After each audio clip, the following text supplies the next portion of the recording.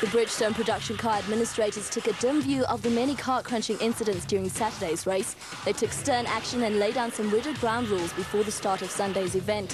Various drivers found guilty of employing overly robust tactics on Saturday would have to carry penalty weight in their cars. They would also compete under strict observation, the equivalent of given a yellow card in soccer or rugby. Sean Smith and Leroy Potter shared the front row of the Class A grid ahead of Etienne van der Linde and Johan Prix, while Graham Nathan, Heinz Bozay, Falk and Garth Verbersky would lead the Class T field. Race 2 promises to be just as exciting as Race 1. We're here on Sunday now, day after the first race, and a huge crowd has joined us to see the Bridgestone production cars racing down towards turn number 1, and it's Sean Watson-Smith on pole position who takes the whole shot down into turn 1. On his tail, the man who won yesterday's race, that's Leroy Poulter. And the rest of the field streaming through there. Here comes Class T, Graham Nathan on pole there, and he's got the whole shot as well for the Class Ts in the Webcom Golf GTI. Engine Extreme Audi leading Sassel Nissan, then it's Castrol BMW, MD Transport Audi, then we've got the Bosel Nissan 350Z there, and these boys are not going to hold back today. There's a monstrous crowd here coming to watch the A1, and they're here to see Bridgestone production cars in full effect as well. Out of Telkom chicane and heading down a little straightaway that takes them to the next part of the circuit, a very tight and twisty chicane here. Not easy to get through for these big cars. They managed to get through pretty simply at the moment, and no damage so far.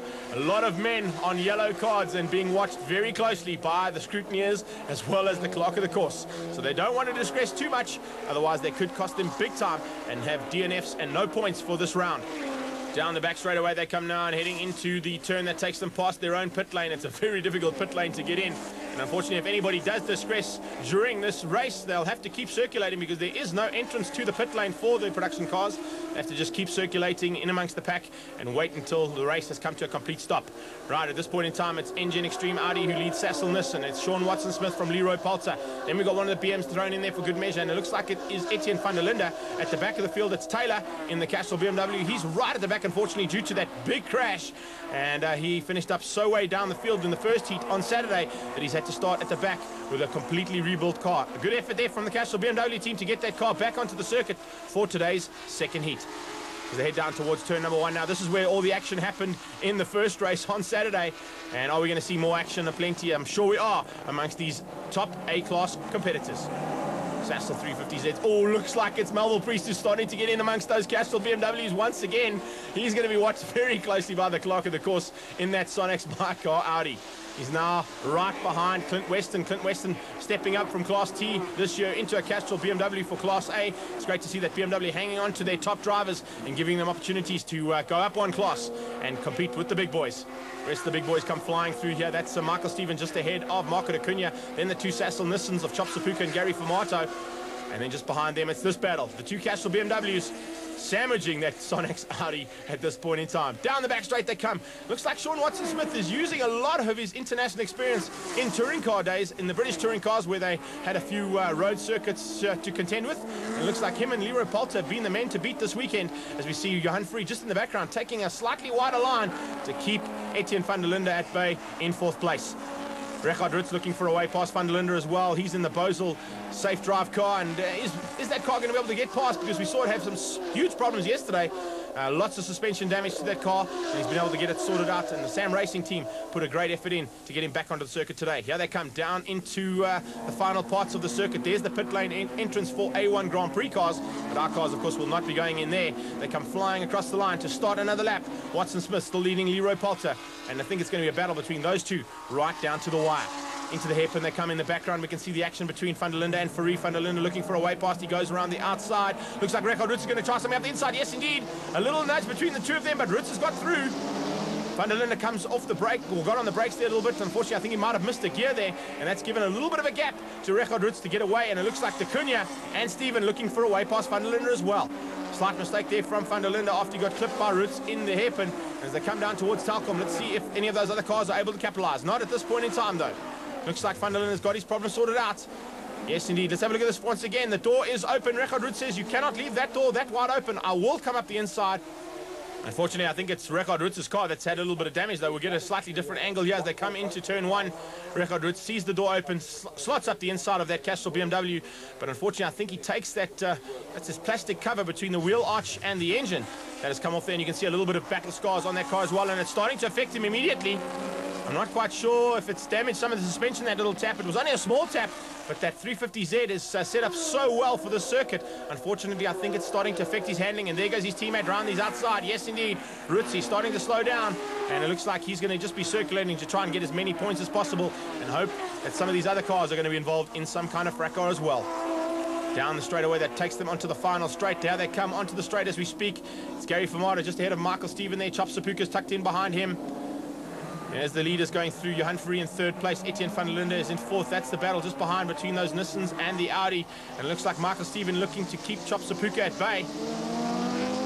Yes, indeed, Sapuka has to just tuck in line astern. Then it's Western. Then we've got Melville Priest in the Sonex Mycar Audi. Then it's the third, I beg your pardon, of those Castrol BMWs, and that's Anthony Taylor. So Taylor, unfortunately, not able to get past that Mycar Audi. They go through and down towards Telkom chicane. This is a really tight little section here. They're very hard on the brakes. They come through into this corner very quick, but very hard braking, and then they have to try and find a way past and squeeze through. And oh, look at Weston nearly squeezing himself into the Telkom wall there. That's how difficult it is to make a mistake on the circuit. The walls are very close to you, especially when you're clocking the circuit at close to 220 kilometers an hour as your maximum speed and averaging about 140 kilometers an hour right the way around the circuit. So mistakes are easy to make. We saw a lot of them yesterday, and hopefully we won't see any more as they come down towards their pit area. Michael Steven hanging on for dear life. Chop Sapuka looking for a way past him though, and unfortunately not this time. Sapuka just setting him up maybe for a little bit later on in the circuit. The overtaking points on the circuit are definitely down towards number one. Sapuka can get the drive on Michael Steven onto the main straight. There's a good possibility that 350Z will have the power to get past the Quattro. Oh, we've got a problem here. The pace car, the MPS Mazda, is out on the circuit. I think we've got someone who's come off. Oh, looks like it might be Brian Martin in the Pretoria Noord Toyota. Looks like he's had a big one here. Let's have a look and see. Oh, sure, this is a really big one. Getting it up onto two wheels. Well, we didn't bring Superbikes with us, but at least we've got someone who can put it onto two wheels for us. Here comes the reverse angle of that shot. Look at that. Up onto two wheels. Clips the wall, comes slamming down again at Pretoria Noord Toyota. This is one of the first Toyotas to run this season, and of course it's running a 2-litre supercharged engine, but unfortunately that 2-litre supercharged engine did not help Brian Martin in this particular effort. He's had to park it. Fortunately, he parked it in the shade there. That's a good bit of driving there because it's very hot here in Durban, and the marshals have to remove that car. And while they're doing that, we will be under safety car conditions. So the laps continue, the race continues. They're not allowed to overtake. They'll have to sit behind that Mazda MPS, the official course car for A1 Grand Prix. And unfortunately, it looks like Brian Martin's not too happy about the way that the marshals are picking his car up, although that will be the end of the race for Brian Martin. We're under racing conditions. Once again, the MPS is off, and that Mazda has moved off, but it's Nissan and Audi that are looking to dominate up front now that Mazda has moved out of his way. Leroy Poulter looking to go around the outside. Looks like Johan Fourie is going to come up the inside, though. He's left the door open. They're side by side. A little touch there between the two of them, but that's okay. We were expecting a bit of door banging, and that's exactly what happened, though. But Leroy Poulter has got the inside line for turn number 2. And he hangs on to second place, but only just. The MD Transport Audi once passed, and Johan Fourie is pushing him already. There's only a couple of laps to go. I think there's about 3 laps to go in this race as we start off the final section of race 2 at A1 Grand Prix for Bridgestone production cars. Out of Telkom chicane they come. This is where Brian Martin got it all squiggly. And let's see if the rest of the field can make it through. Well, looks like no problems for the first 3, first 5, first 6 cars. Here comes Chop Sapuka, and he's got some serious action on his tail now. And that, of course, is Anthony Taylor. Taylor has moved up a bit. Yes, indeed, Taylor's right on Sapuka's tail.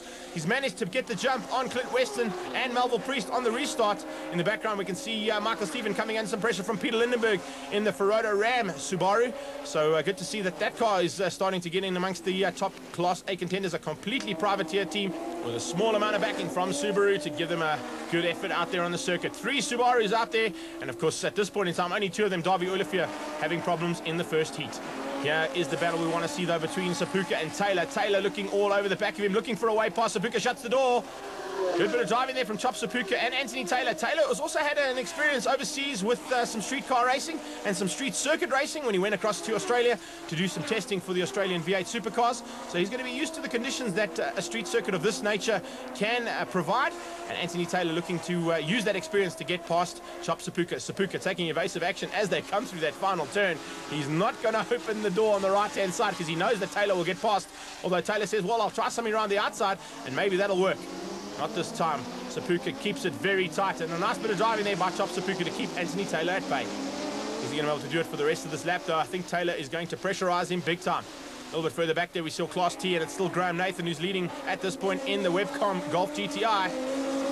Rest of the field streaming through there in Class A. They're really pushing hard. That's Sapuka, Taylor. Then we've got Melville Priest, Clint Weston, car 26. That's the third of the Cashel BMWs. Doing a great job for his first outing in Class A. And there's nothing in it between these guys. You can see how close it is. It's very difficult to pass here. You've got to just time it absolutely perfectly. Otherwise, you're going to end up in the concrete. Taylor's looking to do just that as they go down the back straight away. He's going to get the drive on Chop Sapuka. Sapuka got out of that turn quite well. He's managed to get a little bit of a gap on Taylor. I don't think Taylor's close enough to try anything down into this right-hander that brings them past their own pit lane. No, he's a little bit further back than what he wanted to be. I don't think he got the drive out of that turn, but he's very good on the brakes. Comes straight back at Chop Sapuka as they come through this turn. Melville Priest on the back end as well. He's looking to capitalize on any mistakes made by those two drivers in the BM and Nissan. As the rest of the field ahead of them, streaming through. Dacunia looking pretty good as well in the second of the Nissan dealer team cars. This is what it's all about. This is the battle we've been watching for the last couple of laps at Sapuka and Taylor, and now Melville Priest thrown in for good measure as they go past the Suncoast Casino. Taylor looking to go up the inside. Well, he nearly clips the wall. In fact, he went very wide there looking to take the inside line into this turn, but Sapuka saw him coming and made him take evasive action. Gary Famata has a problem. He slowed right down and Sapuka's going to fly right past him, as is Anthony Taylor. So Famata with some kind of problem there. I'm not quite sure what it is. And Anthony Taylor and Melville Priest has managed to get past Gary Famata. So Famata dropped way back in the field. And look at this, Taylor looking for a way past. Not this time. Sapuka shuts the door once again. And Chop Sapuka is having the drive of his life here, keeping the ex-champion at bay in that Cashel BMW. Sonex my car Audi of Melville Priest just hanging on for dear life and saying, if something goes wrong here, there's a good possibility I won't have to do any of the maneuvering that I did in the first heat to try and get past. Yeah, they come through Telkom chicane, and it's well, it's a continuing battle. Looks like Famata's got that problem sorted out. Not quite sure what that might have been. It could possibly have been a fuel surge of some kind, but he seems to be back on the pace again, and he's right on the tail of Melville Priest. So yeah, that problem is definitely sorted out for the third of the Sasol Nissans. Not quite sure. As I said, we'll have to keep an eye and see if anything comes up to let us know what happens with that car, but he's going to be under pressure now from Clint Weston, the third of the Cashel BMWs. Dacunia, Sapuka, Taylor, Melville Priest in the Sonex my car Audi, and then it's Gary Famata who's falling into the clutches of Clint Weston. Look at that great maneuver there from Taylor up the inside of Sapuka. He saw the door open. Sapuka left it wide open. You don't do that to Anthony Taylor. He's going to capitalize every single time as they come through this right-hander and back down towards the main straight. Sean Watson-Smith has not been bettered yet. We're back with the leaders, and Watson-Smith is going to take the win here in heat number 2. Leroy Polsett took a sensible second place ahead of Jan Fourie, Etienne van der Linde, Marco Dacunia and the hard-charging Anthony Taylor. This time, Graham Nathan won in Class T, leading home Heinz Bozé, Robert Falk and Garth Verversky.